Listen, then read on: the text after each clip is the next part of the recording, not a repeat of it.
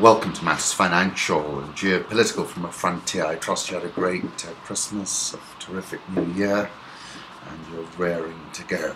And this morning I had a little rain outside my window.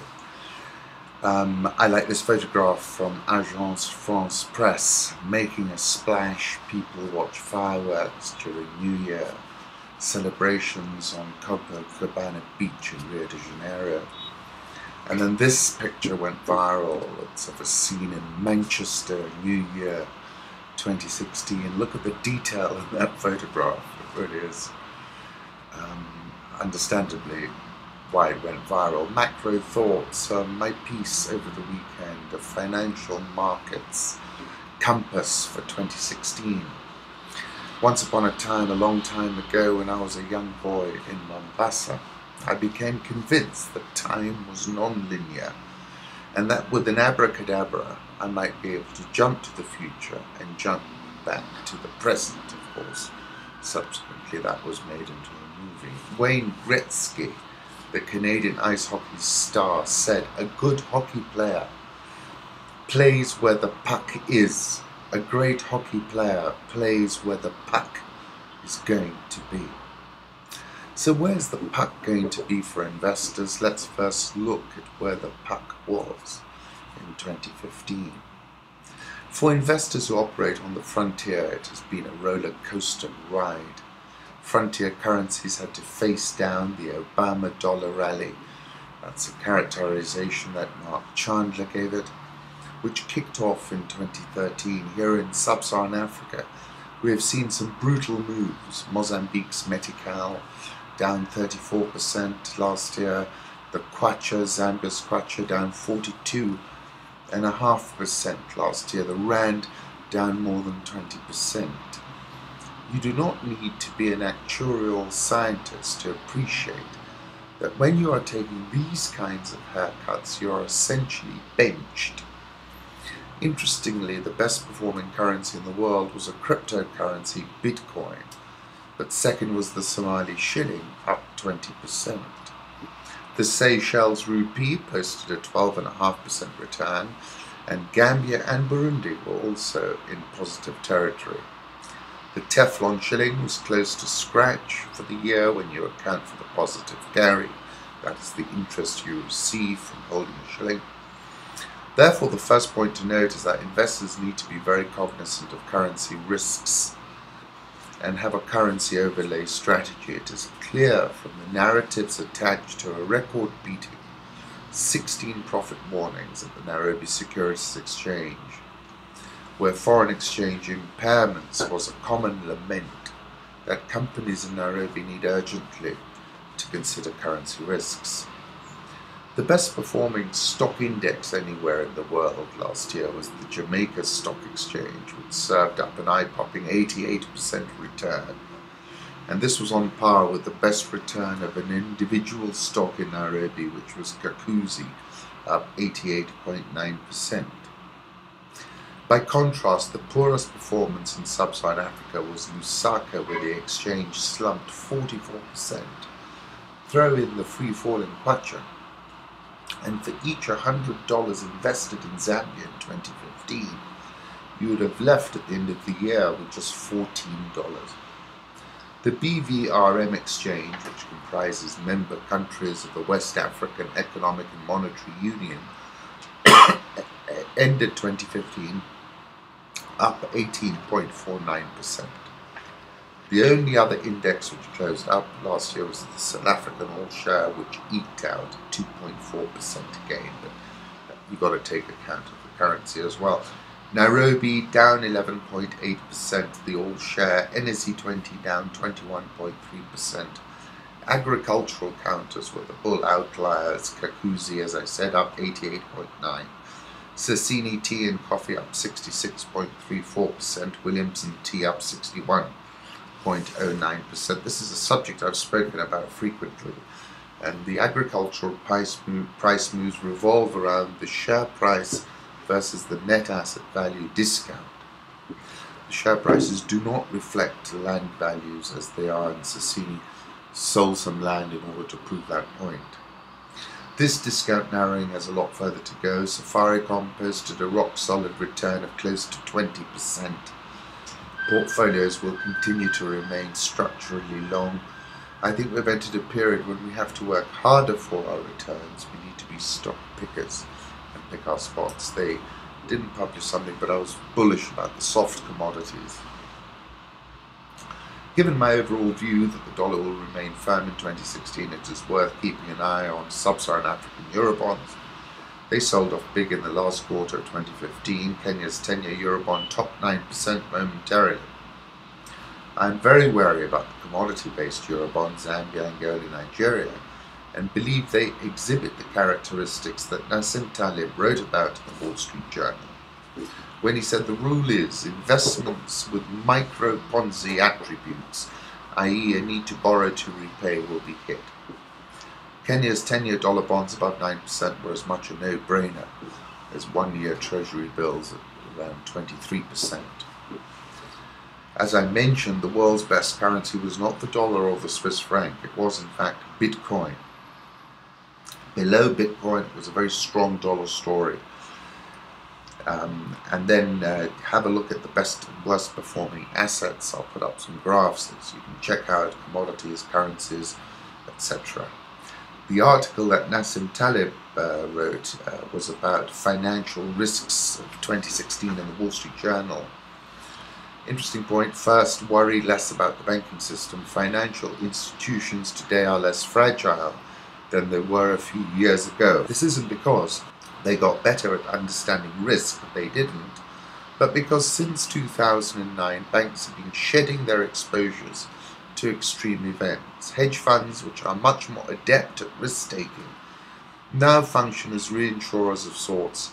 Because hedge fund owners have skin in the game, they're less prone to hiding risks than our bankers. He says, I worry about asset values that have swelled in response to easy money. Low interest rates invite speculation in assets such as junk bonds, real estate, emerging market securities. The effect of tightening in 1994 was disproportionately felt with Italian, Mexican and Thai securities. The rule is investments with micro-Ponzi attributes, i.e. need to borrow to repay, will be hit. I like this quote, Dubai is more threatened by oil prices than the Islamic State. Saying we also need to focus on the risks in the physical world. Terrorism is a problem we're managing, but epidemics such as Ebola are patently not. The most worrisome fact of 2015 was the reaction to the threat of Ebola, with the media confusing a multiplicative disease with an ordinary one and shaming people for overreacting. Cancer rates cannot quadruple from one month to the next. Epidemics can. We are clearly unprepared to deal with such threats. And he's also speaking about climate. Climate volatility will produce some non-linear effects. Home thoughts, Banksy. You don't need an event like New Year's Eve to change your life. Every day is a new day, a new chance to get it right. And my buddy Fauzinho in Mombasa was visiting Zanzibar and he tweeted this photograph, Goodbye Zanzibar, extraordinary place. Haven't been there for quite a while. Political reflections, Urugwiro village. You requested me to lead the country again. After 2017, given the importance and consideration you attach to this, I can only accept President Kagame. Put up a photograph of him waving to the crowd before speaking at a baby gorilla naming ceremony in northern Rwanda. The United States is deeply disappointed that President Paul Kagame has announced his intention to run for a third term in office. John Kirby, State Department. LA Times. Since the system is built on personal relations and depends on the ruler, it is in everyone's interest to support the strong man's uninterrupted stay in office.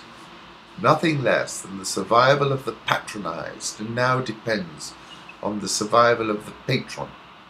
The leader uses his incumbency and advantage, most importantly the control of state resources, administrative apparatus, to remove previously adopted limitations on presidential powers.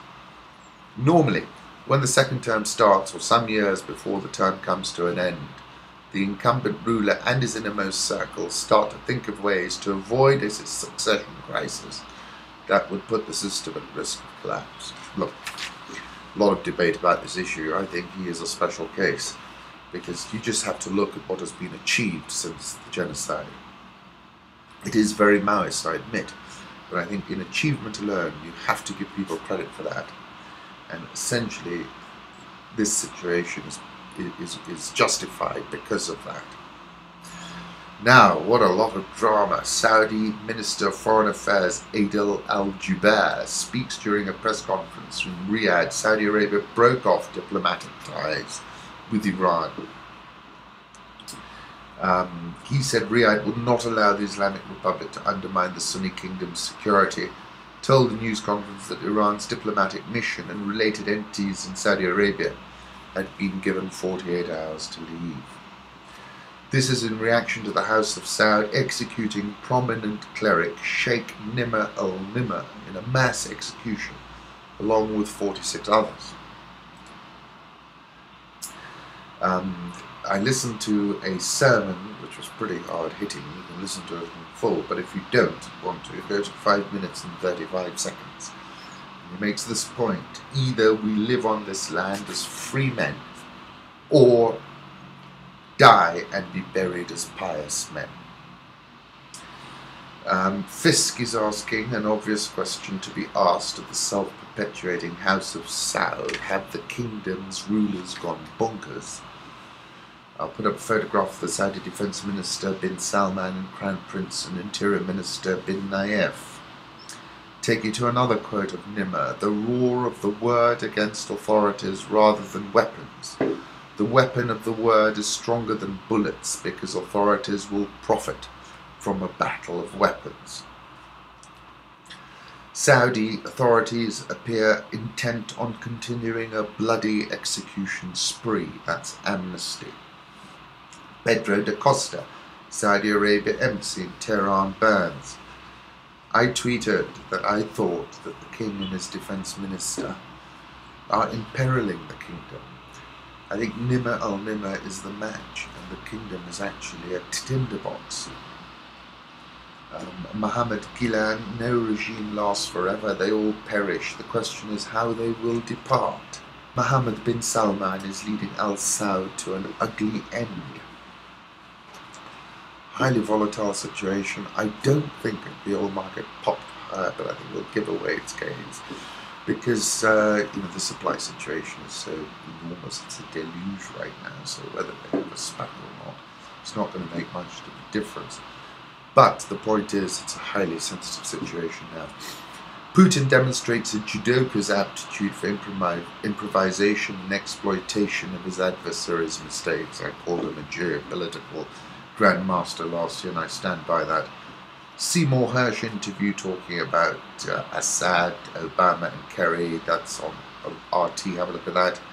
And then someone tweeted on Saturday, when Judas is by your side and you think he has your back, Blaise Compaoré with Thomas Sankara, before Sankara was killed by Blaise Compaoré. Currency markets have been all over the place. It's been an extraordinary morning. Let's start off with the euro, currently trading at 108.91. The dollar index 98.69. Japanese yen 119.43, and there's been a big flight into the yen. Pound 147.30 area. Aussie 0.7210. India rupee 66.345, South Korean won 1184.36, the Rial 395.88, Egyptian pound 781.86, and the Rand 15.50. Dollar index, let me put up a 1-year chart. My target remains 110. Euro dollar, I'll put up a 3-month chart. I think we need to see how it behaves down at 105.50 area. Sterling, very soft. Look at this 1-month chart. This could just fall away quite sharply. This is all about the referendum and all of that. Gold, 6-month chart. It's popped higher on geopolitics. Last trading 1069.50. Oil prices, of course, jumped as Saudi Arabia's execution of a prominent cleric at the weekend spurred regional anger. At one point, Brent was up more than 3.3%. I think you sell rebounds. I'll put up a one-year chart of WTI, crude oil. Indigestion hits diamond companies. Have a look at this graph. Diamond prices down quite dramatically in 2015. A hand grenade attack killed 2 at an Ethiopian university. The situation, notwithstanding the fact that the Ethiopian government has a lid on news, seems very fragile. Economists write, what if they were really set free? If the government let people breathe, they might fly.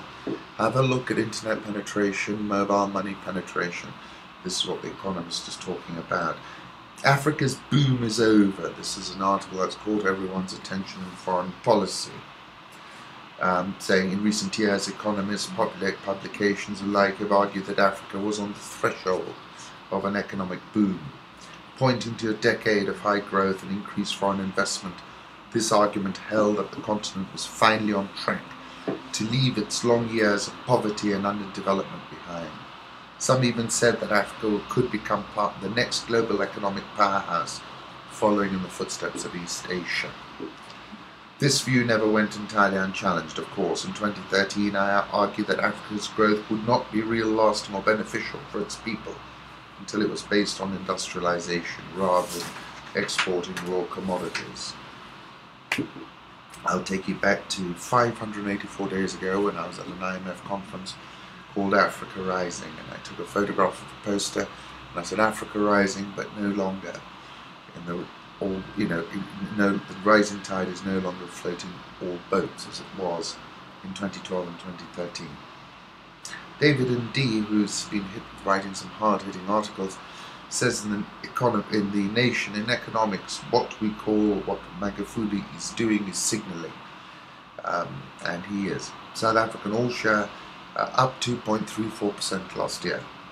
Dollar rand, I still think we've got this enormous Jacob Zuma curveball, which might mean that the rand on another blow-up, a la Nene and all of that, David Van Rooyen could go to 20. But let's see what happens here.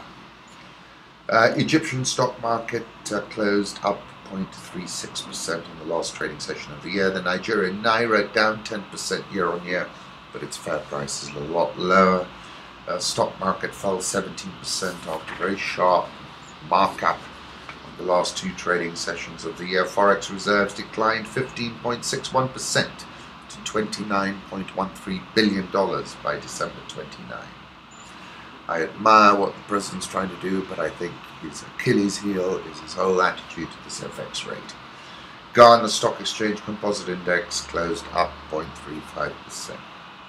I address you on this last day of the year of our Lord 2015 as a grateful and proud president of this great country. This is Zambia's President Lungu. The inflation rate has risen to 21.1% from 19.5% in November. The economy is under massive strain after a plunge in copper prices. Metal makes up more than 70% of Zambia's exports, and in the article I told you, put $100 at the beginning of last year, you'd be taking out 14. The Business Daily did an interview with me, and I said why it will pay to be a nimble investor in 2016. I spoke about real estate being a good bet. Industry, there's real estate prices have been rallying for over a decade.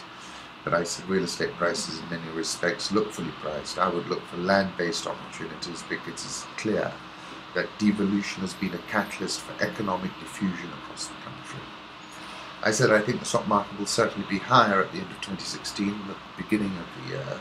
I would pick up some blue chip banking stocks like KCB, remain overweight on Safaricom, and would spice up the portfolio with some Kengen, I said. But I said, that no one should be comfortable during the year, rather take constant stock of their portfolio. We are living in a volatile world, and therefore it would be paid to be nimble. It might not be wise to be wedded to your positions or portfolio through 2016. For example, in 2015, we were presented momentarily with an opportunity to buy one-year Treasury bills at 23%. So I'm saying, be nimble. About the central bank, I said there's definitely been regime change at the central bank. I think the governor's religious mindset, they asked me this question, gives him outstanding and bulletproof credibility. Penny shilling is around the 102.40 level if you need to check into any share.